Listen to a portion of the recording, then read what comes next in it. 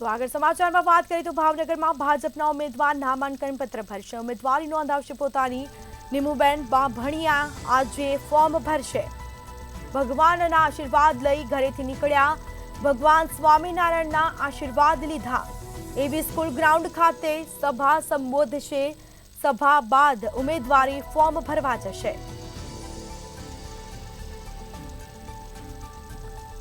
ભગવાન સ્વામિનારાયણના આશીર્વાદ લીધા છે. ભગવાનના આશીર્વાદ લઈ ઘરેથી નીકળ્યા. નીમુબેન બાંભણિયા આજે ફોર્મ ભરશે. પોતાનું ઉમેદવારી પત્ર નોંધાવશે.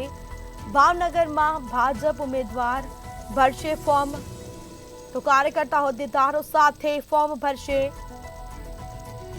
તો એવી સ્કૂલ ગ્રાઉન્ડ ખાતે સભાનું આયોજન કરવામાં આવ્યું. સભા ગજવશે અને જે બાદ ફોર્મ ભરવા નીકળશે. વિજય મુહૂર્તમાં પોતાની ઉમેદવારી નોંધાવશે. તો ભાવનગર ભાજપ ઉમેદવાર ભરશે ફોર્મ. નીમુબેન બાંભણિયા આજે ફોર્મ ભરશે. ભગવાનના આશીર્વાદ મેળવ્યા છે. દર્શન કરી એવી સ્કૂલ ગ્રાઉન્ડ ખાતે સભા સંબોધિત કરશે અને જે બાદ ઉમેદવારી ફોર્મ ભરવા જશે.